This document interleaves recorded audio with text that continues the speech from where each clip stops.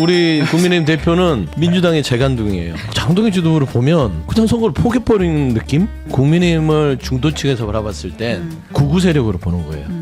그러니까 윤석열의 후예구나. 근데 다양한 방식으로 정신 승리를 하거나 책임 회피를 잘 하더라고요. 지금이 저점이 아닐 수 있다라고 봐야겠죠. 선당 후선. 선거보다 당이 먼저다. 장동희 대표가 서문시장 방문했을 때 좀 한산한 좀 그런 홀대받았다는 게 있잖아요. 아마 각종 언론사들이 그 자료화면 오늘 해놓을 거예요. 한동훈 대표랑 이렇게 딱 투샷 잡아야 되니까 굉장히 그 신경 썼을 것 같아요. 무조건 같은 식당을 가야 돼요. 그래서 똑같은 포차에 앉아서 국수 먹으면 한없이 가벼운 시사 토크쇼 장르만 여의도 2월 27일 금요일 순서 시작하겠습니다. 반갑습니다. 정영진이고요. 쿠팡의 김범석 의장이 사과를 영상을 통해서 아마 한 것 같습니다. 사과가 제대로 된 사과인지 뭐 그걸 또 판단한 여러 기준들이 좀 있을 텐데 거기에 썩 미치지는 못하는 것 같다는 얘기도 좀 나오고 있는 것 같고요. 하여튼 뭐 이 쿠팡 사과 관련된 뉴스부터 또 정치권 뉴스들 오늘 함께해 주실 분들 먼저 소개해드리겠습니다. 서용주 소장님 어서 오시고요. 네, 안녕하십니까. 네, 반갑습니다. 그리고 윤희석 전 대변인님 어서 오시고요. 안녕하세요. 네, 반갑습니다. 네. 신혜영 기자도 오셨고요. 안녕하십니까. 네, 그리고 빈자리 하나는 누굽니까? 김준우 변호사. 일부러 그러는 것 같아. 불안합니다. 이 자리 역시. 네, 항상 저희가 불안해했는데 근데 저기다가 왜 저기 그 좀 북어를 걸어놨어요? 액막이 계속 지각하니까. 저 자리가 좀. 액막이구나. 계속 바뀌었잖아. 네. 그래서 어쩐지 계속 그런 생각을 했었어요. 금요일만 바뀌는 게 아니에요. 다른 알죠? 날도 예, 막 저 자리가 타 바뀌어요. 맞았잖아요. 네, 저 자리는 하여튼 이 자리가. 수맥이 일단 있다고 봐야 되겠죠. 저 맨 처음에 여기 앉았었어요. 예, 거기 2년 있었으면 이제 우리 못 볼 뻔했네요.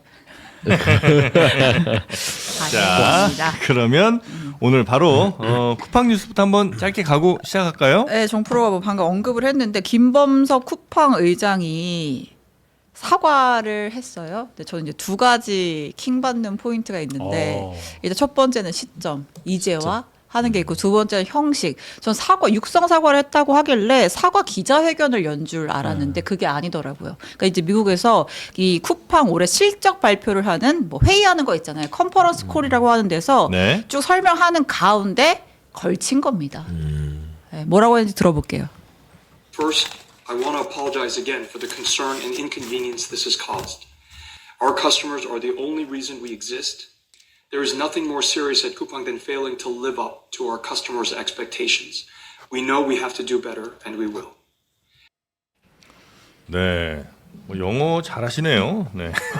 미국인이잖아요. 네. 쿠팡이 일궈온 모든 것은 오직 단 하나의 목표, 고객들에게 와우 한 경험을 선사하는 것이었다. 고객은 쿠팡이 존재하는 유일한 이유다. 다시 한번 apologize 하겠다라고 했습니다. 저는 이거 고객들에게 와우 한 경험을 선사했잖아요. 했죠. 3,300만 명 개인정보 유출하고 우리 집에 그냥 아주 현관 뭉개버렸잖아요. 비밀번호가? 와우. 오 마이 갓. 쿠팡인지 호빵인지 뭐 네. 그렇게 돼버렸잖아요. 그렇습니다. 근데 원래 이제 컨퍼런스 콜 같은 거는 뭐 큰 기업들의 경우에 대체로 그 최고 경영자 같은 사람들이 나와서 이제 뭐 올해 실적 이렇게 됐고 내년은 뭐 이렇게 해서 사업도 잘하겠다 이런 거 얘기하는 자리잖아요. 그러니까 대상이 누구냐는 거죠. 이제 투자는 뭐 증권사나 뭐 이런 분들 앞에서 하는 거니까 고객 앞에서 하는 건 아니죠.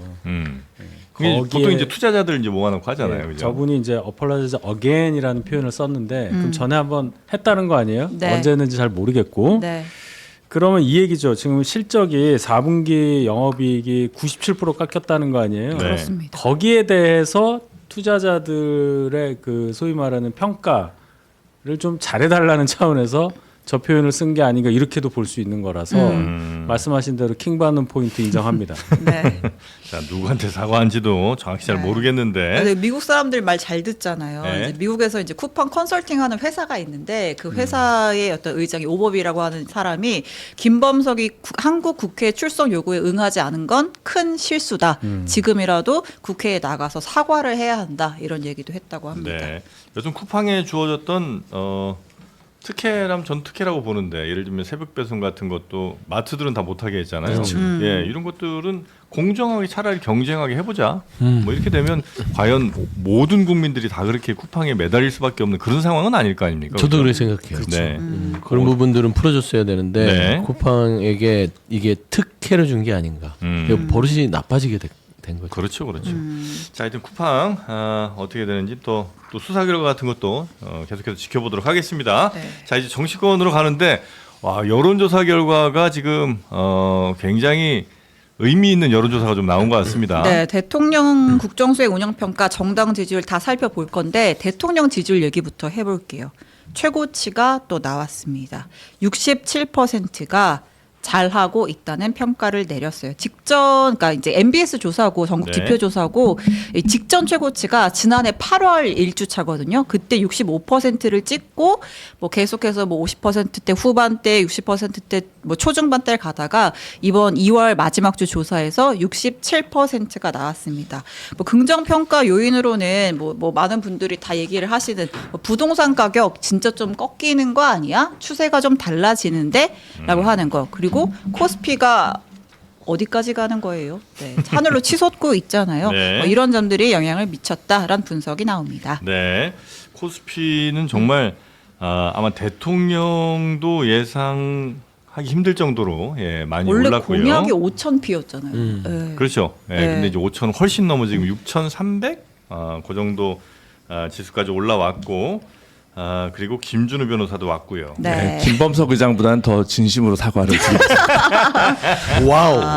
와우. 청취자와 제작진에게 모두 죄송하다는 말씀을 와우한 드립니다. 경험. 그래. 네. 와우입니다. 예. 인정이죠. 네. 참 부족함이 많습니다. 네. 네, 그리고 이제 부동산 관련해서도 사실 이제 긴가민가 혹은 설마 부동산까지 뭐 이런 생각들이 많았는데 실제로 부동산 지금 가격이 분명히 의미 있는 변화가 좀 나오는 것 같아요. 저희가 부동산 관련 기사 얘기할 때 막 상승폭이 꺾였다 이런 표현을 많이 쓰잖아요. 근데 이게 자세히 뜯어보면 오르긴 오르는데 오르는 폭이 꺾였다는 의미란 말이에요. 그러니까 막상 집값이 잡히는 그런 수치가 나온 적은 굉장히 드문데 그러니까 올라가긴 올라가는 건데 덜 올랐다는 거니까. 조금 오른다라는 네. 경우였는데 이번에는 그게 아니라 진짜 아래로 떨어진다라는 예. 결과가 나왔습니다. 핵심 특히 지역들이 그렇습니다. 불패 상징으로 여겨졌던 강남 3구, 강남 서초, 송파 그리고 용산에서도 하락세를 보이기 시작했다라고 합니다. 네, 물론 수치가 뭐 0.06. 소폭이긴 하지만 예. 그러나 이제 하락이라는 거에 의미가 좀 있지 않나 하는 생각이 네. 들고요. 지금 금매도 꽤 많이 그러니까 억대 가격이 떨어진 금매물도 꽤 많이 나오고 있는 것 같은데 지금 이 대통령의 지지율 그리고 부동산 하락 요건 어떻게들 보고 계시는지 우리 서영주 네. 소장님부터 한번 갈까요? 일단은 사실 이 부동산 불패라고 하잖아요. 이 부동산 불패라는 것들이 철옹성 같다는 거예요. 어떤 정책도 통하지 않는 부동산 시장이다. 과연 이재명 대통령은 이 부동산 불패를 깰 수 있을까? 그게 아마 초미 관심사였을 것 같은데 수치가 얘기해 주는 것 같아요. 예를 들면 이제 이 큰 성벽이나 대열을 이렇게 흐트러뜨리기 위해서는 선봉에 서서 길을 내야 되잖아요. 일단 길이 뚫리면 진입이 가능합니다. 저는 지금 이재명 대통령이 뭐 완전하게 뭐 부동산 정책을 해소했다라고 네. 평가할 수는 없으나 최소한 이 부동산 불패 철옹성의 길을 뚫었다. 그래서 저는 어느 정도 이 대통령의 집중도가 시장의 어떤 그 반응을 이끌어냈다고 보고요. 네. 좀 집값 안정이라든지 이런 부분에 그 어떤 신호탄으로 좀 작용했으면 좋겠다. 그 정도 선에서 좀 평가하고 싶습니다. 그러니까 이제 과거에도 사실 뭐 몇몇 대통령들이 부동산 강력한 의지를 이제 표명하고 잠깐 보이다가 이제 다시 올라가는 경우가 꽤 많았는데 이번에는 이제 일단 거기까지는 비슷하게 간 것 같고요. 강력한 의지를 좀 여러 차례 보여주고 있고 약간 떨어진 것까지는 확인. 그 다음 이제 어떻게 되느냐가 이전 대통령과 다르냐 아니면 이전 대통령이 갔던 어쩔 수 없는 길을 다시 이제 가느냐의 문제인데 요거는 예. 부동산은 다른 재화와 달리 이 제약이 많잖아요. 네. 지역이라는 위치, 입지, 그 다음에 땅을 무한정 넓힐 수 없다는 거. 이것 때문에 이제 제한된 공급밖에 안 되는 거니까 부동산 값이 오르는 걸 막는 건 두 가지 방법이 있겠죠. 네. 공급을 늘리는 게 하나가 있고 아니면은 보유하는 게 더 손해라는 제도를 만들면 되는 거잖아요. 이제 세금. 이 두 가지인데 이걸 적절히 이제 활용해야 된다는 건데 참 어렵죠, 정치적으로 네, 네. 또 정책적으로 하기가. 그런 차원에서 보면 이제 다주택자를 중심으로 해서 이 대통령이 지금 시행하고 있는 정책들은 방향이 일견 맞았다고 볼 수 있고 효과를 어느 정도 보고 있다고 평가할 수 있는데, 제가 늘 말씀드리지만 올해 말로 예정돼 있는 토지거래 허가구역 예. 그 지정 연장할 거냐 뭐 해제할 거냐 이 부분 연말에 그럼 어떻게 할 거냐, 그때 상황에서 어떤 결정을 해야 하고 무엇 때문에 그런 결정을 해야 되느냐라는 기준이 있느냐, 그게 참 궁금해요. 진짜로. 예. 네, 네. 그리고 우리 김준우 변호사도 뭐 네. 주변에 요즘 부동산 얘기 많이 하실 것 같고, 그다음에 부동산 팔아서 주식시장 간다 뭐 이런 얘기들도 종종 들리지 않으세요? 그렇게 주변에 다 윤희석 변호사님처럼 이렇게 안정적인 분들이 많이 없어가지고. 네. 변호사예요? 네. 변호사입니까? 직업이 중요합니까? 자산이 중요하죠. 네. 그래서 변호사구나. 변호사. 자산이 더 중요하니까. 근데 확실히 그 22년인가 서울에 한번 집값이 한 1, 2년 조정이 적이 있다가 있죠. 네. 이제 최근 2년 불장이 이제 됐던 네. 건데, 이게 지금 100주 만에 서초 강남을 멈췄다는 거고, 맞습니다. 과천이 80주 만에 하락세가 됐다는 건데 좋은 신호죠 어쨌든. 그래서 저는 그 조일 수 있는 걸 더 조이는, 그 세세하게 디테일하게 들어가면서 이제 조이고 있는 거잖아요. 이게 굉장히 위험한 도박이라서 아무도 안 할 거라고 생각했거든요. 예. 지방선거 전에 뭔가 건드렸다가 역시 봐라 이렇게 될까봐. 근데 지금 거의 계곡 불법 점거 상점 철거하듯 다주택자 이뤄서 뭐 이거 5월 9일 이후에 파는 사람이 5월 9일 이전에 판 사람보다 절대 혜택이 적도록 무조건 하겠다라고 다시 한번 강한 메시지를 보면 이거 굉장히 의외다. 세금을 동원하겠다라는 신호고, 저는 굉장히 긍정적으로 네, 보고 네, 있습니다. 네. 아마 그리고 지선 끝나고 보유세는 네. 거의 뭐 반드시 나온다고 봐야 되겠죠. 왜냐면 아니, 메시지들이 계속 그렇죠. 근데 갖고 있는 사람들 책임, 리스크 이거 나중에 딴 얘기하지 마라. 뭐 네, 이 얘기를 네, 네. 여러 차례 하잖아요. 근데 그거는 이제 공시지가나 공정거래 가액이나, 그러니까 세율을 올리지 않더라도 실질 실효세율을 높이는 방식으로 일단은 좀 만지지 않을까요? 아. 네. 보유세를 올렸다가 아니라 공정가액이나 그 시가 지가 그거 있잖아요. 갖고 되겠어요? 그것만 해도 조금 힘들어질 거예요. 왜냐면 문재인 정부 때도 그거 현실화했을 때 곡소리가 좀 났는데, 예. 같은 아파트를 쥐고 있는데 그때부터 더블이 됐기 때문에 예. 강남 서초에서 더 곡소리가 나지 않을까라는 추측을 저는 그런데요. 해보긴 네. 합니다. 그것 때문에 판다. 그렇게는 안 되잖아요. 근데 강남 서초, 그러니까 조정 지역에 두 채 갖고 있는 분들은 확실히 좀 그렇죠. 있는 것 같아요. 다주택자는 충분히 그런데 네, 근데 이제 부산 부자다, 해운대 한 채, 서울에 한 채다. 네. 그럼 해운대가 조정 지역이 아니니까 그렇지. 예. 굳이 이걸 매각할 필요는 없잖아요. 예. 근데 이제 강남 서초인데 계산을 했을 때 아주 부자들 중에서 너무 올라서 부담됐던 증여 건수가 아마 좀 늘어나고 있는 것 같고요. 예. 그렇죠. 예, 증여가 좀 늘어가고 어쨌든 뭐 좀 증여가 나오면서 그 가액이 신고가 되고 아니면 약간 낮은 가격으로 이제 신고가 되면서 어쨌든 그 전체적 영향을 주니까 몇 채만 좀 더 이런 식으로 되게 되면 약간 좀 가격 상승 모멘텀 자체는 막을 수 있는 것 같은데. 이재명 대통령이 지금 이제 똘똘한 한 채에 대해서도 얘기를 하는 게 똘똘한 한침 목이 메어서 그래요. 뭐 두 채, 세 채 얘기하니까 똘똘한 한 채에 대해서도 얘기를 하는 게 전 집이 없어서 그래요. 알겠어요. 근데, 예, 일단 저는 그런 거죠. 지금 그 장동혁 대표는 집을 가진 사람을 쥐약시한다라고 지금 공격한단 말이에요. 이게 말이 안 되잖아요. 이재명 대통령이 집 가진 사람 쥐약시한 적 없어요. 그렇죠. 집을 많이 가진 사람, 집을 가지고 투기를 하려고 하는 사람, 이런 사람을 이제 막이라고 표현한 건데 자꾸 집 가진 사람을 쥐약시한다, 서민들을 옥죄한다. 이념적으로 접근하는 거라서 먹히지 않을 것 같고, 그다음에 보유세 부분도 이제 이런 식으로 생각해야 될 것 같아요. 두 채를 갖고 있다 하더라도 이게 사실상 어쩔 수 없이 거주의 목적, 뭐 여기에서 집이 근거지인데 부산에서 뭐 근무를 오랫동안 할 수밖에 없다. 거기를 사용할 수밖에 없다면은 그거는 투기성이 아니잖아요. 네. 근데 투기성이 뭐냐면 저쪽에 지금 장이 섰는데 재개발이 돼서 저기에 아무런 근거도 없이 저 집을 사놓으면 내가 나중에 돈을 수억 원을 벌 수 있겠어. 이런 거는 용납하지 않겠다는 거예요. 네. 그러니까 그 본질적인 그 접근법에 대해서 조금 그 장동혁 대표가 잘못 진단하고 덤벼드는 게 아닌가 싶어요. 아유, 지금 하여튼 국민의힘 상황 굉장히 안 좋은데 그게 다 민심으로 또 드러난 게 여론조사 결과 지지율이 신저점인가요? 아니에요. 그냥 최저점 아니에요. 아니에요? 그 전에 1년 1% 전에 적어 1% 예. 적은 적이 있어요. 작년 8월 첫 주에 네. 이 조사로 16%가 있어요. 아, 그래요? 그러니까 이거는 장동혁 체제 최저. 이후 최저. 최저. 예. 근데 계엄 때보다 낮은 거잖아요 지금. 아니에요? 계엄 직후에 20% 아니었어요 MBS에서? 그러니까 예. 쭉 내려와서 네. 대선 전당대회 직후에. 직전에 16을 찍었어요. 대선 직후에 그때가 네. 최저점이고. 네. 네. 아 그래도 의지할 곳이 있어 좋네요. 아, 그 의지하고 싶은 생각은 없어요. 그게 무슨 말씀이십니까 지금? 16 나온 적이 있지만 하여튼 장동혁 체제 이후로는 최저점. 네, 17이다. 예. 미안이 안 되는데 앞자리가 1로 바뀌었다는 충격이 국민의힘 굉장히 크죠. 에게는 굉장히 클 것 같습니다. 말씀하신 대로 장동혁 대표 취임 이후에 최저치고요.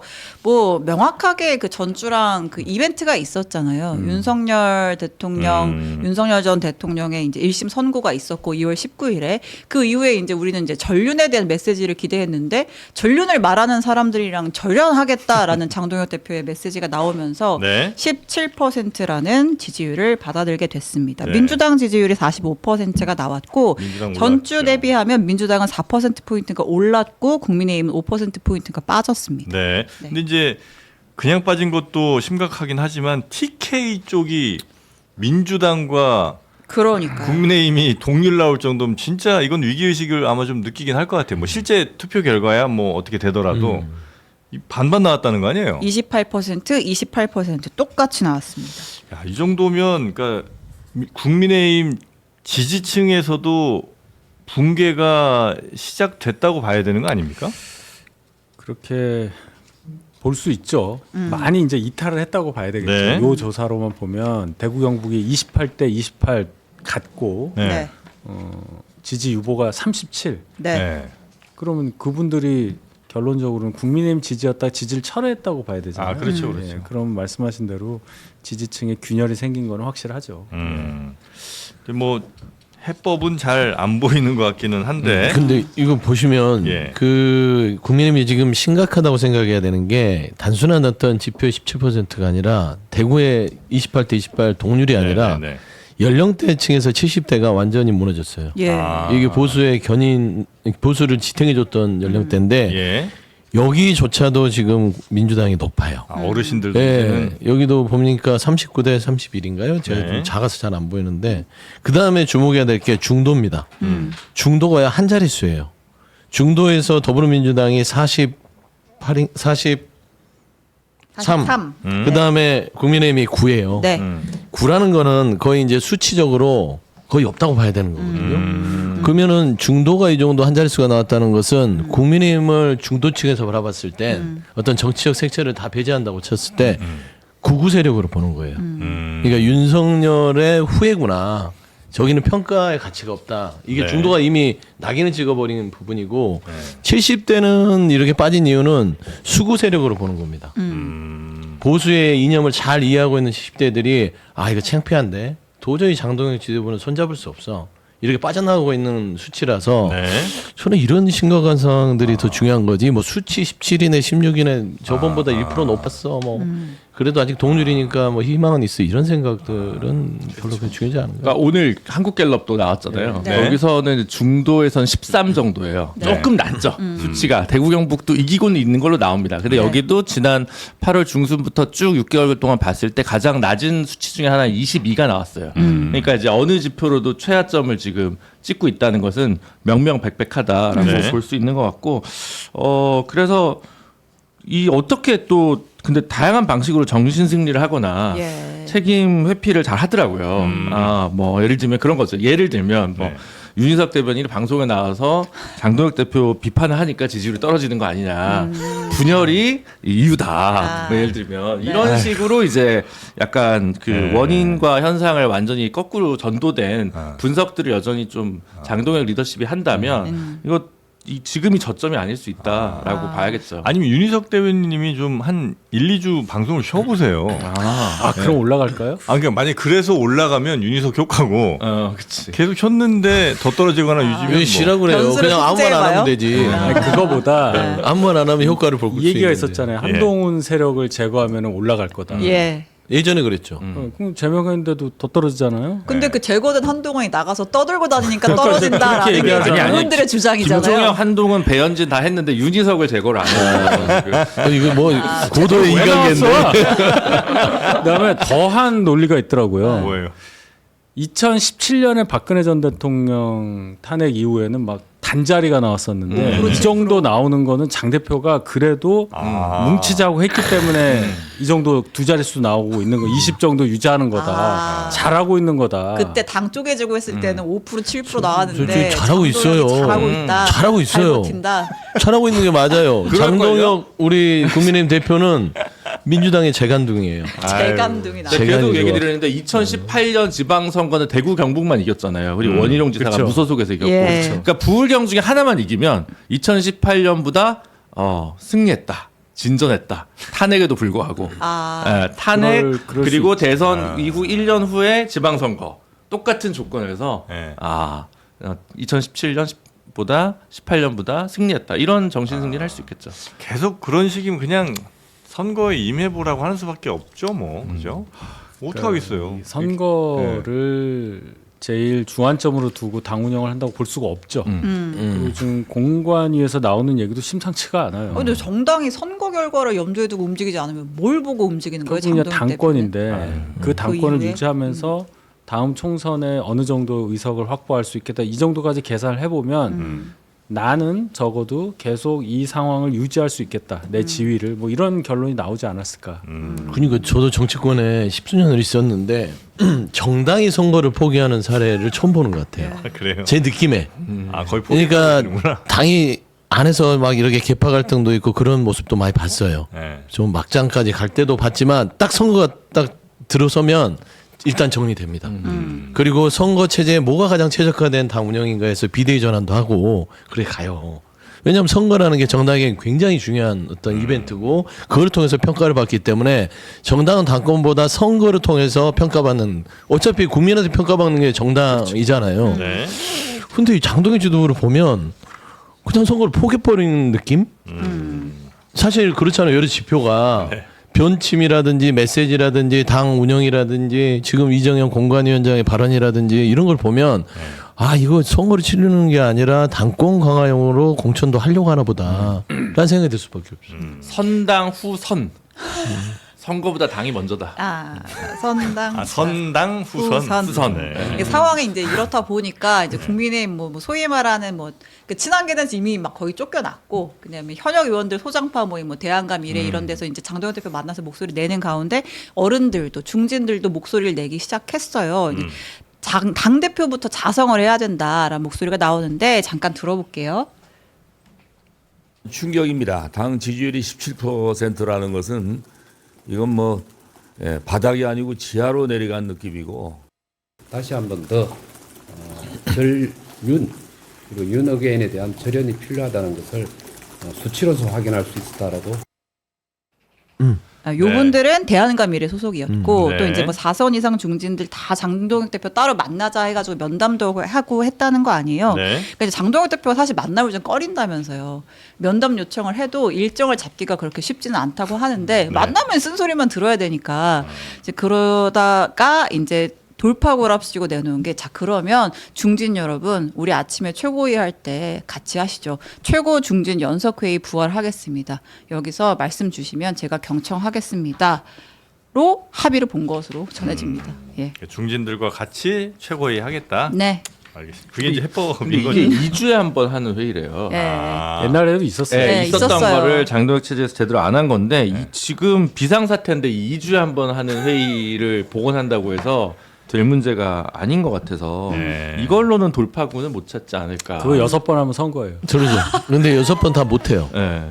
그치, 왜냐면 지역 가구 하면은 아시잖아요. 그렇겠죠. 6번 해줘. 알아서 6번 해요. 하시고 근데 저는 이 국민의힘 중진들 야, 이 정치 한두 번 한 분들 아니잖아요. 그래도 한 10년 이상은 했을 거 아닙니까? 네. 3선 이상이니까 12년, 뭐 4선이면은 16년.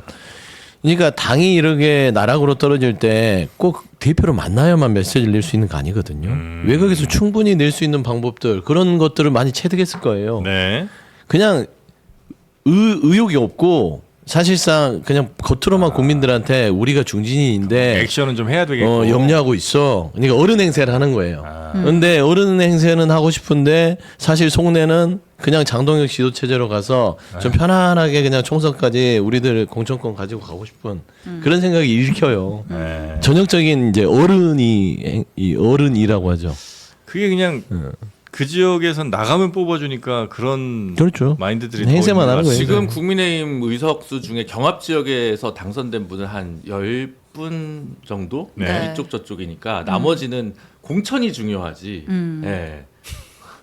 네, 계산이 나오는 거죠. 그런 기본적으로. 절대적인 지지가 뭐 어느 지역을 떠나서 그런 절대적인 지지가 결국 우리 정치를 좀 후퇴시키는 거 아닌가 하는 생각이 들기는 합니다. 뭐 양당 모두 그런 게 있죠. 그러니까요. 네. 네. 아무튼 지금 이제 국민의힘에서는 아까 저희 MBS 조사 얘기했지만 민주당이랑 TK에서 동률이라고 하는 위기감이 있을 거 아니에요. 네. 물론 뭐 이제 실제 뭐 투표한다면 어디 하겠습니까라고 하면 여전히 이제 국민의힘이 높게 나오긴 하지만 이거 가다 보면 결과 모르는 거 아니냐라는 위기감 속에 또 이제 TK 대구 경북 통합을 두고 당내에서 또 자중 질환이 있지 않았습니까?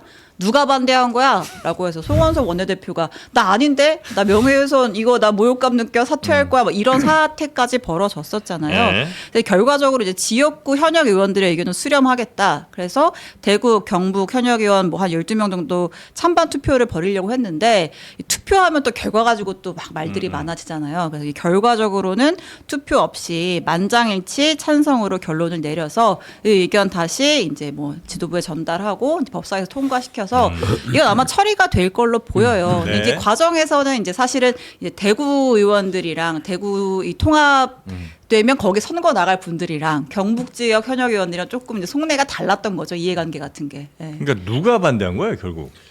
원래 경북은요 안동 중심으로 네. 북부 지역은 원래도 반대였습니다. 아니 지금 네. 이 협의에서 여야 합의할 때 그러니까 그때 반대한 사람은 누구예요?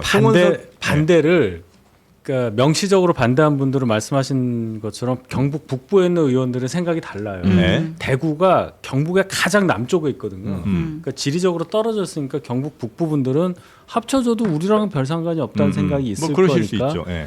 그런 차원의 반대라면 경북 북부 의원 몇 분이 한 5분 정도가 반대한다고 저는 알고 있고 네. 그거 말고 이제 여야 협상 과정에서 네, 반대하는 약간 사람. 그 틀고 한 것에 대해서 이제 조호영 부의장이 여러 가지 의견을 내신 건데 네. 이거는 그냥 누구를 지칭한다고도 이렇게 보시면 되겠어요. 대구시장을 생각하시던 분 현역 의원 중에 네. 경북지사를 생각하는 분 이 두 분 입장에서 서로 이 목적지가 달라서 잘 가고 있다가 이거 합쳐주면 이거 어쩌라는 거야. 둘 중에 자리가 하나만 하나 주니까. 살아남을 수 있어요. 자리가 주는 거는 둘째치고 간에 유불리를 따질 거 아니에요. 네. 예를 들어서 내가 경북 출신인데 대구에서 정치하는 분 입장에서는 네. 나이스죠. 네. 근데 나는 경북인데 난 대구인데 이럴 네. 수가 있잖아요. 아 딱딱 연상이 딱딱 돼. 에이, 주모 의원, 아니, 저는 얘기 안 했습니다. 저기 가을. 추모 그러니까 의원. 대구에서 대구면 추고 음. 경북에서 대구면 주고. 주고. 네. 그렇죠. 아, 그렇군요. 네. 주추의 그 얘기인데 사실 이제 그 저는 이제 대구 경북이 만장일치로 해서 법사위 통과되고 통과가 될 가능성이 높아졌다고 하면 떠오르는 게 그 뭐 속내는 제가 뭐 대략 많이 비판했어요.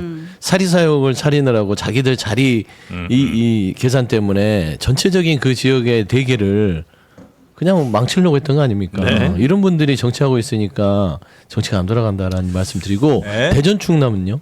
대전 충남은 제가 반대했습니다. 거기가 그러니까 이렇게 반대를 뭐 어디 나가려고 여론도 반대가 더 많다는 거. 반대가 더 많다는 건데 대전 사람이잖아요. 그러니까. 그렇죠. 그래서 대전 충남이 처음에 이거를 발동을 건 데예요. 그러니까요. 국민의힘에서. 네. 근데 지금 보면은 본인들이 하자고 추진하고 오랫동안 자기들만 빠지게 생겼어. 네. 근데 중요한 거는 장동익 대표가 거기에 좀 영향력이 있는 의원이잖아요. 예, 보령이 지역구니까. 보령이죠. 그러니까 결국에는 이게 또 장동익 대표한테 포커싱이 될 수 있어요. 대전 충남의 어떤 의지 그리고 정청래 대표가 그 공을 장동익 대표한테 던졌어요. 대전 충남 하자. 니들이 하자고 해놓고 왜 안 하냐. 이거 마무리를 여기서 지어주면 이번 지방선거 전에 오른쪽에 영남에 이제 말하자면 5국 3특의 한 축, 대전 충남, 그다음에 광주 전남.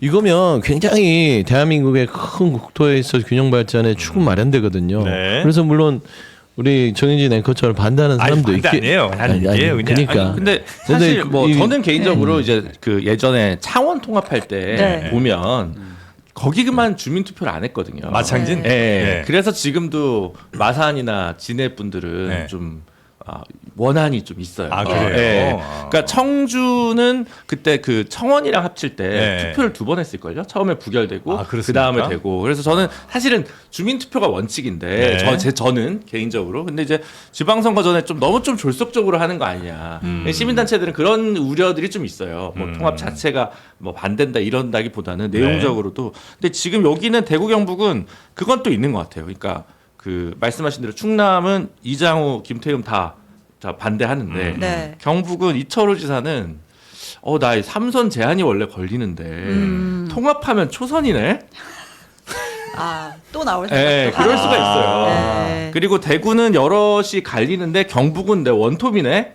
그러니까 이철호 지사는 좀 좋은 방향이 있을 거고 대구 분들은 오히려 이거 우리는 갈리는데 경북 이철호 지사한테 주나 싶어서 좀 머뭇거린 분들이 있었을 거고. 네, 그런 것들도 좀 관전 포인트가 아니었을까. 대구 경북은 또 홍준표 시장 시절에 예. 그때부터 이 통합 얘기가 많이 있었어요. 맞아요. 네, 이게 처음 나온 얘기는 아니어서 네네네. 그렇습니다. 네, 그래서 영남일보나 매일신문이나 대구의 주요 유력지를 보면 여기 난리 기본적으로 났잖아요. 찬성하고 뭐 하냐 국민의 이런 입장이에요. 그러니까 좀 이제 받아와야 되는데 주민투표 대전 충남 얘기했잖아요. 그러게 하는 게 가장 뭐 따지고 보면은 절차상으로는 뭐 충족이 이상적이다. 되는 건데 이재명 대통령이 이 대전 충남을 그 주민투표보다는 이게 그 지자체들의 결단을 가지고 행정적으로 이거는 추진할 수밖에 없다라고 했던 건 네. 계속 주민투표에 의견을 붙이다 보면 이게 10년, 20년 국토균형 발전은 멀어진다는 거예요. 이제 결단을 내려야 될 때가 네, 왔고 네, 네. 결국엔 국민의힘이 주장한 부분을 받아들이면서 지방시도위원회 김경수 위원장이 예전에 부울경에서 메가시티를 처음으로 주장한 게 한 8년, 9년, 10년 가까이 됐어요. 이게 이제 현실화돼서 진짜 대한민국이 네. 8개의 심장으로 뛰는 나라가 될 수 있는 거예요. 아유, 알겠습니다. 하여튼 그 자기들 자리도 뭐 개인적으로는 중요하겠지만 그보다 좀 대구나 뭐 경북 혹은 뭐 대전이나 충남 좀 앞으로 얼마나 더 발전할 수 있을지도 좀 그래요. 생각을 하면서 결정을 좀 내렸으면 좋겠다는 생각이 맞습니다. 들긴 하고요. 그 대구에 한동훈 전 대표가 갑니까? 이번 주 가 있죠. 계속 예. 있어요. 네, 오늘 보수 서문시장. 정당의 성지 서문시장을 찾는다고. 네. 성훈시장이면 보통 이제 어묵 많이 드시고 칼국수예요. 네. 거기. 칼국수예요. 칼국수인데 거기가 칼국수가 거리가 쭉 있거든요. 이게 대구시죠. 그래서 대구에서 중학교, 초등학교 7년 살았습니다. 그래서 거기 이제 그 아삭 그 고추가 이만큼 수북히 줘요. 그 칼국수에? 칼국수 먹을 때 옆에 사이드로 김치나 아. 깍두기가 핵심이 아니라 고추를 많이 줍니다. 고추는 뭐 쌈장이랑 먹어요? 아니 그냥 먹는데요. 그냥 대구 아삭아삭하게. 막장인가? 예. 네. 어쨌든 그게 좀 특징입니다. 그 막장? 골목에 가서 순대 시장에 이제 막창 예. 막창. 어, 대구는 막창. 아니 막창. 막창도 있지만 그 막장에 네, 찍어 막장. 막장. 네. 쌈장 같은 거 막장 있잖아요. 맞아요. 네. 막장이 있었죠. 아삭고추는 또 네. 종로 광장시장이 또 맛있어요. 종로 얘기 껴놓지 마시고요. 우리 이제 칼국수나 순대 오늘 안 들어오나 PPL 없죠. 에이, 오늘 오늘은 현장에 누가 동행해요? 동해? 네. 의원들이요? 네. 글쎄 뭐 일단 어제 저녁에 내려가신 분도 있으니까 네. 제가 이제 우재준 의원, 네. 배현진 의원, 정성국 의원, 아, 배현진 의원 가요? 가 있어요. 네, 어. 가 있습니다. 네. 그저 김종혁 최고도 어제 갔는데? 나방하더라고요. 그리고 저 어제. 진종호 의원도 올 것 같고. 진종호 의원. 아, 박정원 의원도 가는. 네, 가 있어요. 한지아 의원. 정성국 의원 갔던 거 가 있어요. 박정아 의원. 배현진 의원이랑 사진 찍지 말라 그러세요. 나중에 또 네? 왜 뭐. 나중에 깔깔댔던 우리. 예, 사이 안 좋아지면 또 이상한 사진 올릴 수 있으니까. 순진했던 좋았던 그거. 예. 근데 이제 그 약간 당권파에서는 한동훈 대표 가는데 거기 동행해가지고 우리 당에서 쫓겨난 사람 뭐 정치 그거는 활동하는데 같이 가면은 그 사람들도 징계하자. 징계한다 이런 얘기 있잖아요. 그런 징계를 주장하는 사람이 무소속 한덕수 후보 옆에 떡하니 있었고 그 사진을 우리가 다 알고 있고 예. 그때 뭐 가방 뒤에 메고 쫄쫄 따라다니는 사람도 있고 현직 뭐 당협위원장 많아요. 의원들도 네. 많고 뭐 그걸 거기서부터 다시 얘기해야 돼요. 제가 오늘 그 얘기 듣고 저 장동혁 지도부에서 나온 얘기잖아요. 저 서문시장 한동훈 전 대표 따라다닌 사람들은 징계하겠다. 예. 그 얘기를 딱 들으면서 무슨 생각이 들었냐면 본인이 장동혁 대표가 서문시장 방문했을 때 좀 한산 좀 그런 홀대받았다는 네, 게 있잖아요. 아마 각종 언론사들이 그 자료 화면을 오늘 해놓을 거예요. 왜냐면 이제 오늘 한동훈 대표랑 이렇게 딱 투샷 잡아야 되니까 일단 자료 화면은 놔두고 가야 되는 거고 그게 첫 번째인데 굉장히 그걸 신경 썼을 것 같아요. 그래서 그 옆에 가지 마. 많이 모이면 안 돼. 이게 첫 번째인데 유치하잖아요. 그러니까 서문시장 방문한 장동혁하고 한동훈 요 비교 사진이 무조건 분명히 투샷 나올 거다. 가거든요. 언론사는. 그래서 무조건 같은 식당을 가야 돼요. 그래서 똑같은 포트에 앉아서 국수 똑같은 먹으면 구도로. 옛날에 한동훈 전 대표 아니었어요. 이 얘기 타월 막- 가게 뭐 이런 데 가야 돼. 그렇지. 동선이 똑같아야지. 똑같아야 돼. 그래야 비교가 되지. 그러니까 그거를 의식한 유치한 제명 압박이었다. 할 수도 없는데 그런 제명 압박을 하는 거 보고 장동혁 대표 참 없어 보인다라고 생각을 해요. 지난번 장동혁 대표 왔을 때 이제 이인선 최고 동행했고 그때 이제 아직도 저것들 저러고 있네 했던 이제 분들이 있잖아요. 이제 네네네네. 그분들이 또 오늘 오겠죠. 한동훈 대표 왜 왔냐라는 또 오겠죠. 한동훈 반대 집회를 또 인근에서 한다고 합니다. 아 그래요. 네. 오늘 그 사진 네. 굉장히 또 의미 있는 사진이 되겠네요. 네. 아 그리고 이제 예. 어쨌든 이제 한동훈 대표가 그래서 대구 나가는 거 아니야 이런 얘기가 있는 거 아니겠습니까? 그거하고 네. 출마하고를 그 지역적으로 연결시키는 거는 의미가 없다고 생각해요. 네. 대구 서문시장에 간 이유는 거기서 출마하려는 것보다는 거기가 말씀하신 대로 보수의 본산이니까 의미 있는 얘기를 거기서 하는 게 훨씬 더 직접적이고 선명하기 때문에 장소를 거기로 선택한 거지. 거기서 출마하기 위해서 거기서 간다. 그럼 출마 선언을 했겠죠. 아. 네, 그건 아니, 이게 아니다. 간을 이제 한 군데씩 보는 거 아닌가? 근데 이제 대구 뭘 경북 간을 봐요. 대구 경북 통합으로 저는 조심스럽게 이철우 지사가 통합 후보가 될 것 같아서 예. 그래요? 재보궐이 없을 것 같아요. 아 그래요. 네, 그래서 얘기를 뭐 해봐야 아. 네, 정세가 대구에 그렇게 늘 빈자리가 없다? 없을 것 같아요. 저는 그래서 이철우 경북지사가 저는 출마하는 건 쉽지 않을 것 같고. 아 그래요? 여러 가지 개인 사정 등등등 정치 상황 자체로. 아 또 검찰이 나옵니까?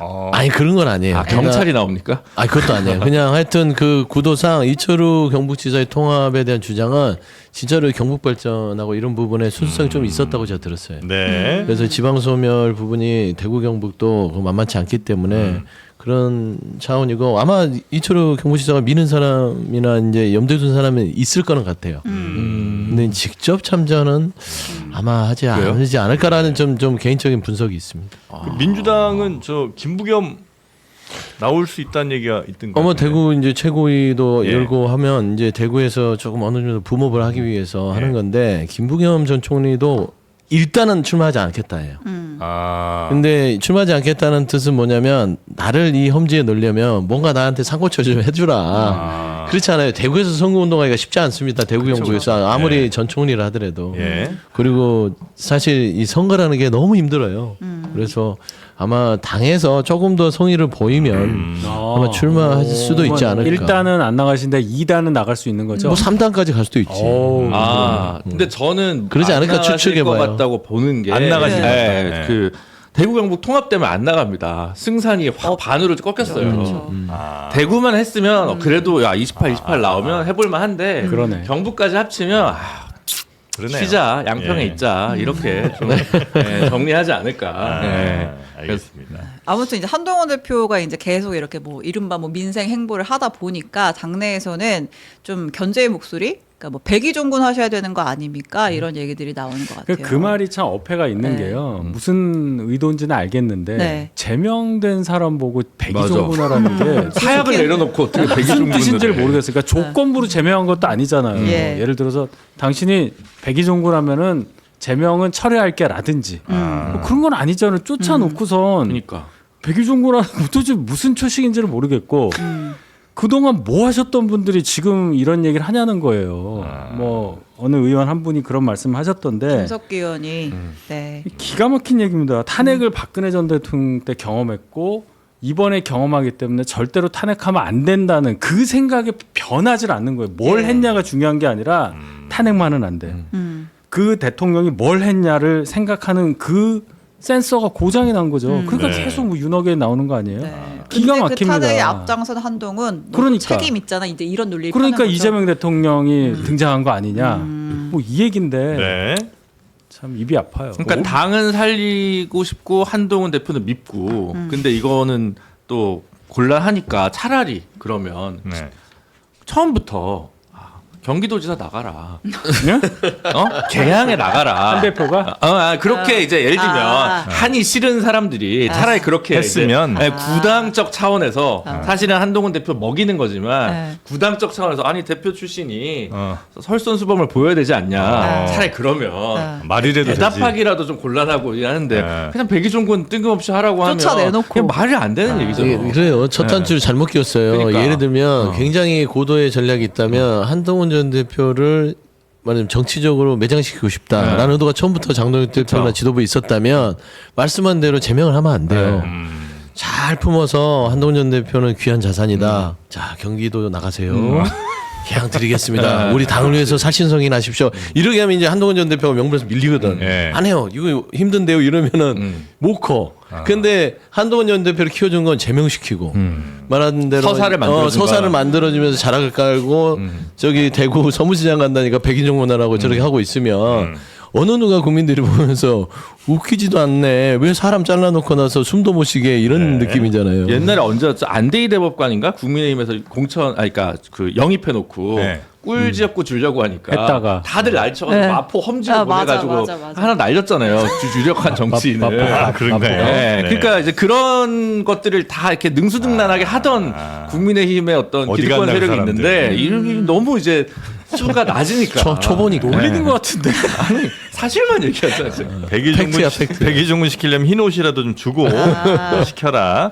그리고 흰 옷과 대비되는 군복 입은 국방 이정현. 국민의힘의 공천의 키를 지금 궁천관리위원장 네. 이정현 위원장이 그 저 야사 저거를 윤석열 1심 선고 다음 날도 입고 나오고 맞아요. 그날 방송했잖아요. 시겁했잖아요 우리. 네. 그날이라니까. 그래서 전- 전두광, 일주일 전두광. 전에 바로- 제가 주장했잖아요. 전두광. 입고 나왔다고. 저 전두광. 재래시장인가에서 5만 원 주고 사가지고. 남동시장에서 5만 원에 샀다니 야전 상이 아니에요. 네. 지금 당이 위기이기 때문에 나는 이 옷을 석 달 열흘 입고 지방선거 때까지 맨날 입겠다라고 어우. 얘기를 아, 그럼 빨아야지 한 번은 두 벌을 사야지. 네. 라고 했던 이정현 공관위원장이 또 무슨 얘기를 했냐면 그러니까 이제 새 시대 새 인재에게 스스로 길을 열어주는 결단이 정치인의 가장 큰 책임이다. 품격 있는 결단을 보여달라.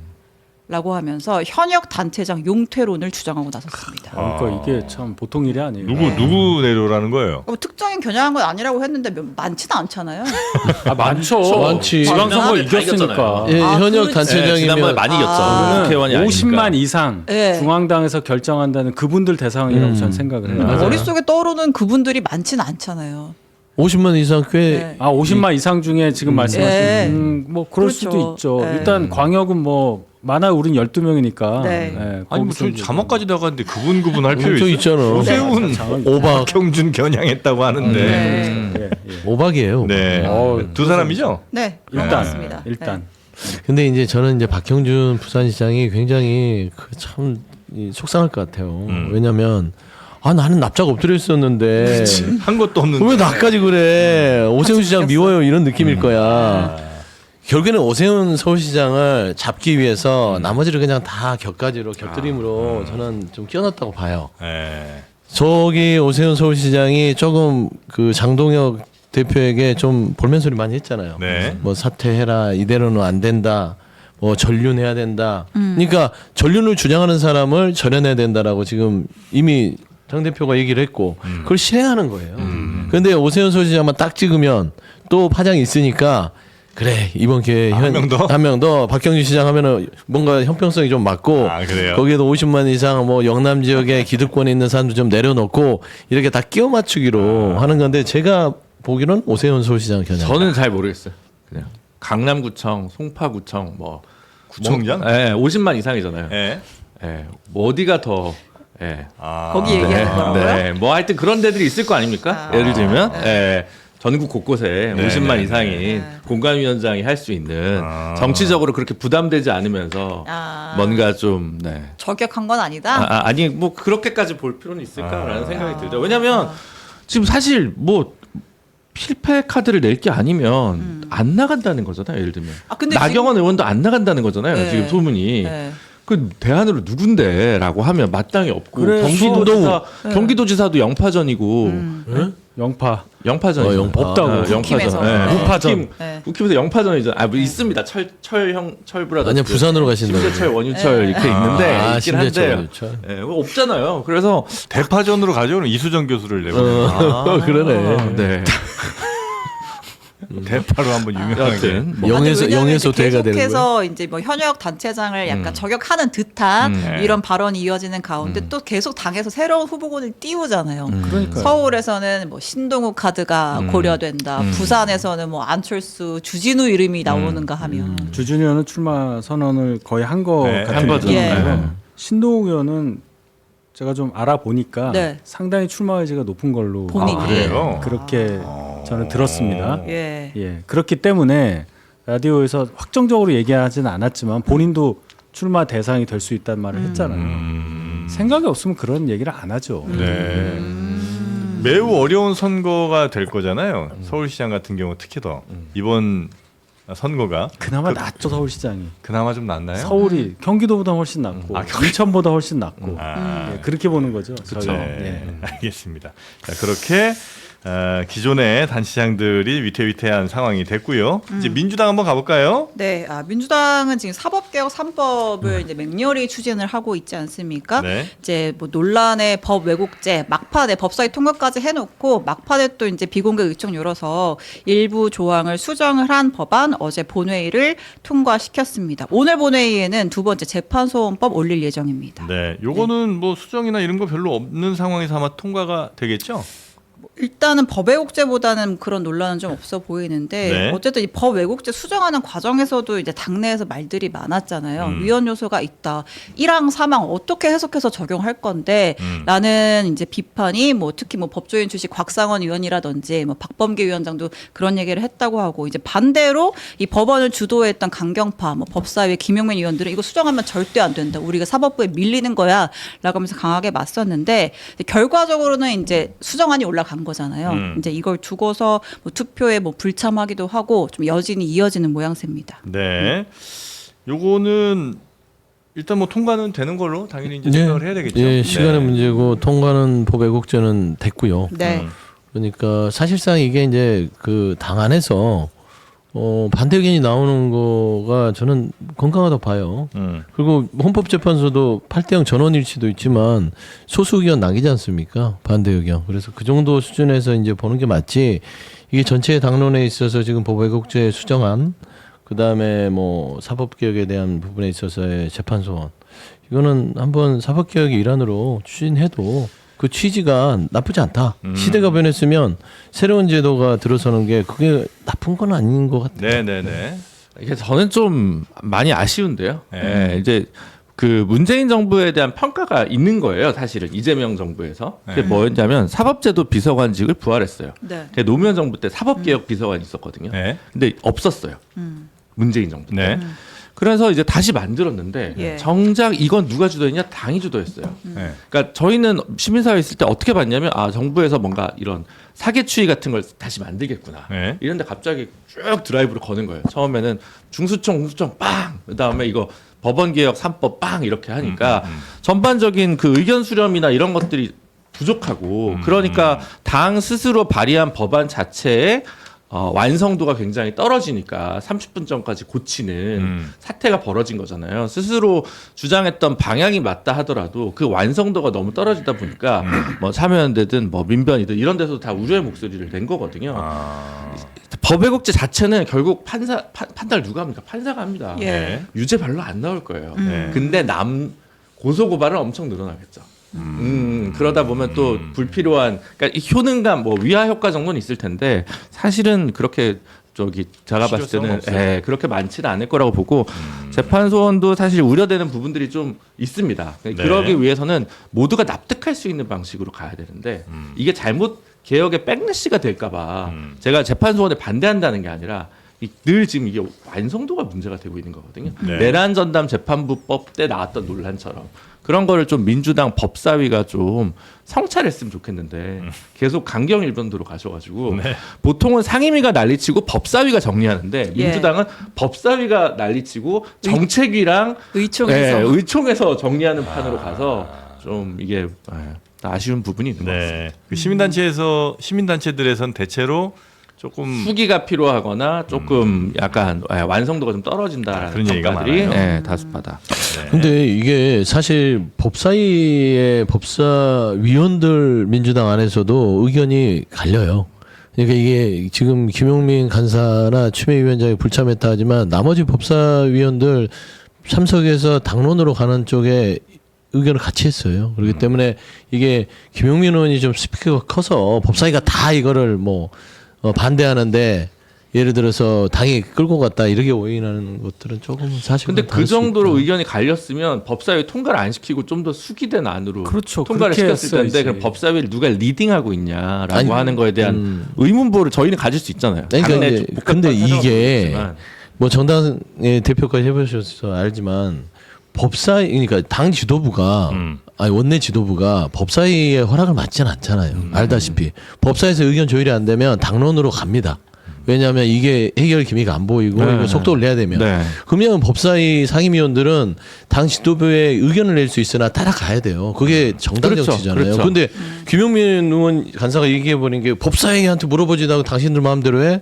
이거는 아니지. 네. 같은 당이잖아요. 그러니까 같은 당이니까 제가 이런 부분들은 좀 말씀을 추미애 조심해야 법사위원장은 본회의에 기권했잖아요. 뭐 그거는 이제 이게 뭐냔 선택이니까. 말이에요. 그러니까 제가 얘기하는 건 자 법안을 이걸 통과시키냐 말 거냐 내용에 대해서는 다 차이가 있을 수는 있어도 예를 들어 국회 의석수가 완전히 반대다라고 했을 때 그럼 국민의힘이 절대 과반을 갖고 있는 상태에서 이 법을 존치하겠느냐 그런 것까지 생각하고 저는 법을 통과시켜야 한다고 생각해요. 그게 이제 여야 합의라고 말할 수도 있고 여러 가지 말을 붙일 수가 있겠는데 논리적 정합성에 더해서 절차적인 것들, 수기 과정이 있었느냐 이런 것들을 다 해서 설령 정권이 바뀌고 국회 권력이 바뀌더라도 법이 계속 존속될 수 있는 그런 법을 만들려고 노력을 해야 하는 건데 세상에 본회의 표결 전에 30분 전에 뭘 바꾸고 법사위원장은 기권을 하고 이 뭐 하는 거냐는 거죠. 결론은 그러면 법안 통과에 정파성만 들어가 있다.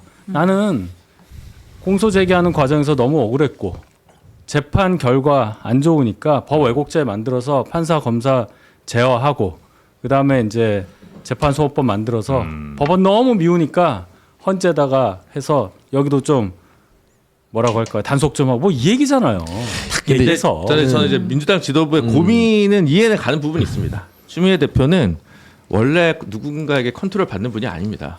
그래서 문재인 정부 때도 네. 법무부 장관 하실 때도 대통령도 청와대에 컨트롤 안 안 들었어요. 그렇기 때문에 네. 안 됐을 겁니다. 그리고 예. 이제 이분 또 이제 경기지사 출마를 하셔야 되기 때문에 더 강한 메시지를 내려고 하는 거고 이제 법 왜곡죄는 이제 절차상의 문제에 있어서 부딪히는 것이고 큰 취지는 다 인정을 해요. 민주당 내 의원들이요. 그다음에 이제 재판소원 관련해서도 이게 위헌 소지 부분들도 상당 부분 저는 다 해소가 되고 올라갔다고 봅니다. 왜냐하면 이게 민주당에서 밀어붙인 게 아니라 헌법재판소는 위헌이 아니라고 얘기하고 있고 대법원이 위헌이라고 얘기하고 있는 거예요. 네. 그런데 위헌의 여부를 판단하는 헌재가 위헌이 아니라고 하면 위헌이 아닌 거잖아요. 아니 헌재는 사실상 아니 사실상 거기에 이제 더 나가서 두 기관에 이거 모든 걸 털어내고 나서 헌법학자들만 우리가 보시죠. 우리 뭐 뭘로 헌법 공부했는지 모르지만 보통 저는 권영성으로 했거든요. 권영성 그다음에 허영 허영, 있고 김철수 세 명이잖아요. 그러니까 하여튼 얘기죠. 저는 권영성 헌법을 봤는데 네. 허영 교수 같은 경우는 탄핵에 대해서도 다른 의견을 좀 냈어요. 헌법학적으로. 그럼에도 불구하고 허영 교수도 헌법소원 재판소원은 위헌이 아니다라고 얘기를 해요. 책에. 그러니까 모든 대한민국 기란성 같은 헌법학자 자체도 재판소원은 필요하다. 위헌이 아니다라고 인정하는 마당이니 네. 이런 부분들을 가지고 저는 누구를 비판해야 될지에 대해서는 좀 한번 합리적으로 접근해야 된다. 네, 이건 알겠습니다. 또 아니에요. 이 얘기를 하다 봐봐. 정책 토론을 하면 청취자가 또 떨어져 나갈 거기 때문에. 근데 실제로 제가 봤을 그렇습니다. 때는 요 완성도가 조금 더 이거저것 좀 챙길 것들이 있는데 네. 그냥 이제 그 단답형으로 헌법 소원 그러니까 이 저 재판 재판소원 소원 하는 거는 누굴 위한 거예요? 누굴 위한 겁니까? 아니 억울한 어떤 억울한? 이 재판의 결과에 대해서 피해를 입은 분들. 한 번 더 본인의 기본권에 대해서 윤어게인에서 바로 이제 재판소원 들어가겠죠. 그렇지. 그러면 이제 기각하겠죠. 이거는 네. 다 한다고 해서 다 받아들이는 게 아니거든. 네. 물론 그렇긴 하겠지만 누굴 위한 겁니까? 민주당의 최고위층 분들 위한 거 아닐까요? 그렇게 생각하신다 그러니까 이거죠? 네. 예를 들면 그 보수적인 법학자로 알려진 차진아 교수님이라고 고대 헌법학자 이분이 쓴 2011년 논문이 있습니다. 재판소원 위헌 아니다. 근데 남소 우려가 있다. 행정소송부터 해보자. 아, 그렇게 하거든요. 행정소송에 대해서만 재판소원을 해보자. 시범적으로 네. 먼저 열자. 네. 그렇지. 그건 한번 이런 절충안을 가지고 오면 네. 정말 정무적인 이유로 네. 누군가를 위한 게 아니라면 네. 뭐 이런 정도로 합리적으로 시범 실시를 해볼 수 있지 않을까라는 생각을 하는데 이런 얘기를 하면 정치를 모르는 것 같아 김 변호사라고 늘 그런 표정으로 보시니까 네. 정당 대표까지 하신 분한테 정치를 모른다니. 누가 그랬어요? 아니요. 동접이 탈출 중입니다. 그렇습니다. 네. 그만해라. 제가 보라포. 네. 아, 그리, 네. 네. 김병기 전 원내대표가 무소속 의원. 김병기 무소속 의원. 무소속 의원이 그러게 나 자막이 나오더라고. 무슨 사실도 그렇고. 당에서 이제 손절이에요. 김병기 무소속 의원이에요. 네, 네. 김병기 무소속 의원 겸 전 민주당 원내대표가 어제 의혹이 불거진 지 5개월 만에 드디어 경찰에 소환돼서 조사를 받았습니다. 잠깐 네. 모습 보겠습니다. 이런 일로 뵙게 돼서 송구하게 생각하고요.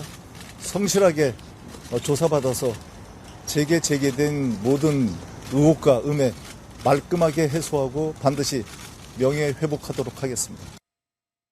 줘야지. 생각보다는 표정이 밝지 않았습니다. 네네. 자, 김병기 의원 모습 보셨고요. 오늘도 이제 경찰 출석을 했죠. 네, 이틀 오늘도 연속 조사가 소환이 있고. 된 것 같고요. 네. 뭐 혐의를 그러니까 다 의혹과 음해라고 주장하고 있잖아요. 네. 말끔히 해소하고 명예를 회복하겠다라는 이야기를 했습니다. 알겠습니다. 말끔히 해소를 하기를 바라고요. 오늘 이준석 개혁신당 대표랑 전한길 네, 드디어 웅장해지네요. 오늘 가슴이 6시인가요? 웅장해지는 부정선거 끝장 토론. 근데 별로 저희도 참 관심 없을 것 같은데. 전화기 씨가 딴 얘기할 것 같아. 무슨 윤어게인? 하니까 막 이준석 대표 개인에 대한 공격으로 막 따다다다다 할 것 같아. 그럴 가능성도 있고. 그런 유튜브 영상이 하나 그러니까 있는데 그러니까 이게 따지고 보면 이준석 대표가 네. 참 어리석은 선택을 한 거예요. 뭐하러 판을 깔아줘? 그래요? 그렇게 보긴 그래. 저는 이준석 대표가 정말로 그런 거를 통해서 부정선거라는 게 정말 허황된 망상이라는 걸 증명해 줄 수 있는데 기여했으면 좋겠어요. 솔직히. 근데 그게 되겠냐는 부분에 대해서는 저도 비슷하게 생각을 하지만 그래도 해야죠. 뭐 토론하는데 만약에 안 해봐. 그럼 계속 부정선거 더 주장하는 그러니까. 사람들이 꺼 봐라. 우리가 이겼다. 뭐 이럴 거 아니에요. 세기의 대결이네요. 세기. 세기가 아니라 차라리 UFO가 있냐 없냐 그것 따지는 토론이 더 유익할 것 같아. 부정선거 얘기를 왜 해요? 자. 이쪽 부정선거 주장하시는 분들은 한 4명? 아마 더 나오는 것 같죠? 모르겠어요. 네. 이쪽에서는 이준석 일대 예. 다로 혼자 나오고. 네. 네. 자, 전한길 대 이준석 어떤 토론이 있을지. 그 4명 명단이 공개가 안 됐어요? 이준석 대표가 그 자칭 음모론 전문가 4명이 누구일지 궁금한 아마 판문가 유튜브일 것 있나요? 같아요. 근데 그 전한길 씨가 깜짝 놀랄 사람들이라고 예. 그래갖고 과연 어떤 분들이 나올지. 황교안, 민경욱 민경욱 있잖아요. 대한민국. 분들? 예. 아, 설마. 확실해요? 아니 아니 그러지 않을까 근데 싶어요. 그분들이 이제 나오면 진짜 웃기겠다. 당 대표 부대표잖아요. 부정선거당. 설마 그렇죠. 아닐 것 같은데. 여튼 뭐 누가 나오는지 6시에 기대를 해보도록 하고요. 저 방송 못 하겠어요. 왜요? 이 맛있는 꼬막장 저 말이 안 앞에 들어가지고. 있어가지고. 아, 그래요? 너무 빨리 왔어요. 몰래 먹고 있는. 그럼 빨리 드시면서 이 꼬막장. 마지막 뉴스 저 백혜룡 경정 마약 수사 관련해서 아. 일단락이 좀 됐죠? 그렇습니다. 네. 서울 동부지검이 마약세관 밀수 연루 의혹 관련해서 8개월간의 수사 끝에 이거 외압 의혹은 실체 없는 의혹이다라고 결론을 내렸습니다. 세관 검역 시스템에 대한 오해와 밀수범들의 거짓말로 만들어진 실체 없는 의혹에 속된 말로 이제 백혜령 경정이 당했다, 그러니까 속았다라는 결론을 냈고 관련 피의자 15명 혐의 없음 처분을 했습니다. 네. 백혜룡 경정은 이건 뭐 못 받아들이겠죠 또?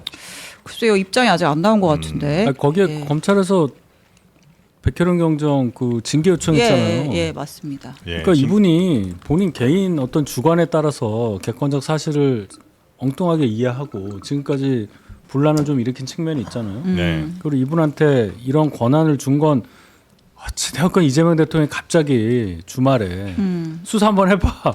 백혜룡이란 말을 딱 거명하면서 했으니까 이재명 대통령 여기에 대해서 어느 정도 말씀을 좀 하셔야 되는 거 아닙니까? 아, 근데 이제 그때 당시에는 백혜령 경제뿐만 아니라 많은 분들이 그 사건에 대해서 의혹을 갖고는 있었었잖아요. 그래서 다른 사람한테 수사시키면 어쨌든 수사 결과에 대해서 다들 또 동의 안 할 수도 있으니까 백혜령 본인이 한번 해봐 이렇게 이제 지시한 거 아니에요?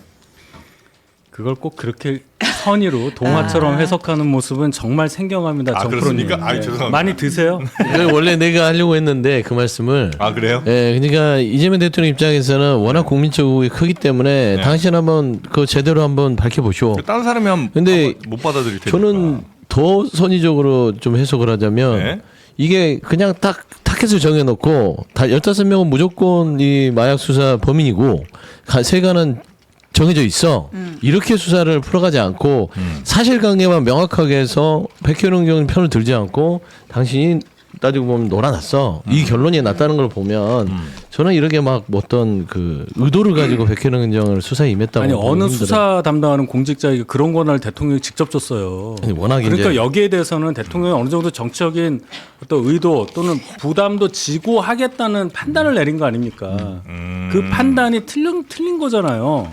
거기에 대해서는 언급을 하셔야지. 신뢰한 상황에서 그렇죠. 그러면 백혜령을 징계하면서 대통령도 내가 주말 새 이렇게 한 것에 대해서 이게 어떻게 보면 수사 체계를 굉장히 흔든 거예요. 이문정 검사장 얼마나 황당했겠어.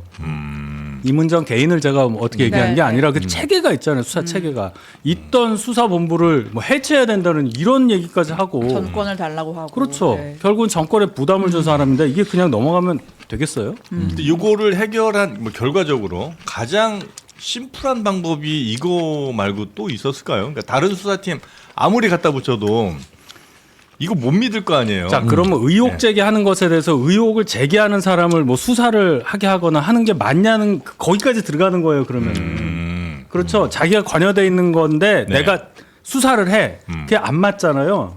원님 재판이 되는 거잖아요. 네. 그럼 뭐 이분이 더 잘 아실 거고 변호사님이니까 결론은 그런 체계를 무너뜨렸다는 거예요. 제 얘기는. 이 수사가 백혜령이 당사자잖아. 거기에 대해서는 언급을 하셔야죠. 이게 정파 얘기하는 게 아니고 저한테 제 책이라고 중요한 얘기하는 아 근데 이건 약간 저쪽으로 해야지. 생각해보니까 신기하긴 한 게 보통 이쪽에 사람이 있으면 막더라도 이렇게 하는데 이쪽에 사람을 두고 제가 좀 좌편향이 있어서 죄송합니다. 네. 자, 하여튼 뭐 편향이 이건어건 그래도 맛있는 건 맛있네요. 그럼요. 아 근데 진짜 맛있다 이거. 네. 자, 하여튼 백혜령 경정 마약수사 요건 이제 일단락이 됐고요. 그 다음에 우리카세 꼬막장은 또 맛있는 걸로 일단락이 결론이 난 거죠? 네. 이미 났죠. 이거 집에 많아서 제가 주문하라고는 안 할게요. 아 이미 있으세요? 엄청 많이 샀지. 쟁여놓고 집에 드시는구나. 많아요. 네. 이게 제일 맛있어요. 제일 맛있기도 이거보다 하고 이거야. 제일 맛있기도 장이에요. 하고 나는 간장보다 이거야. 아 효능감 짱이에요. 여기 이제 두 개거든요. 수제 꼬막 무침 그리고 수제 꼬막 장 이렇게 두 개가 예쁘게 포장돼서 가는데 두 개가 이제 각 한 통씩 두 통이 가는 게 29,900원이고요. 아니면 옵션으로 뭐 무침만 난 먹겠다. 아니면 장만 먹겠다. 이것도 이제 가능은 합니다. 네. 근데 역시 뭐 비법 간장 이 간장에는 뭘 넣어도 다 맛있는 것 같더라고요. 네, 이 그냥 전복장도 똑같잖아요. 맞습니다. 맞아요. 이만큼 있어요. 네, 여기 땅은 그냥 뭐 파스타 이거 넣어도 맛있고. 백혜령 씨한테 보내주고 싶다. 아주 막 그만해. 네, 국내산 재료로만 맛있게 사용해 만든 요 수제 꼬막 무침과 꼬막장 하나하나 만들다 보니까 시간은 좀 걸릴 수 있습니다. 하지만 맛은 보장해 드린다는 네. 거. 아이고 사무실에서 햇반에다가 꼬막장 딱 비벼서 싹싹싹 먹으면 네. 그냥 이게 제일 맛있을 것 같아. 아유, 진짜 예, 뚝딱입니다. 예. 바쁠 때. 그럼 선거 포기야. 국물을 마셔도 되는 선거를 안 해 그러면. 주면 안 돼. 비릿하지가 않고. 네, 다만 조금 뭐 부작용 같은 게 있다면 너무 이제 많이 먹게 돼. 그것도 그렇고 이게 그릇이 튼튼하지 않은 경우에 바닥이 야. 너무 막 맛있어 막 먹다 보면 바닥이 숟가락도 막 부러지고. 숟가락 부러지고 그런 부작용은 약간 있을 수 여기까지 있다는 거. 왔습니다, 우리가. 네. 네이버에서 우리카세 검색하시거나 아니면 영상 아래 더보기 링크를 클릭하시면 만나실 수 있습니다. 여기에 마약 넣은 거 아니냐는 분들 계시는데 네, 마약 수사는 여기서 해야 된다고. 아닙니다. 충분히 근거가 있는. 네, 그 정도로 맛있습니다. 네. 자, 그러면 오늘 세 분과 함께한 시간은 이 정도로 정리하고요. 잠시 2부에는 후에 누구 나와요? 한준호 의원. 오, 잘생긴 한준호 의원 나와요. 일부러 얘기했구만. 잘생겼잖아. 한준호 의원과 함께 지금 민주당 당내 이야기 또 경기지사 선거 이야기 좀 여쭤보도록 하겠습니다. 네, 세 분 대단히 감사하고요. 다음 주에 뵙겠습니다. 고맙습니다.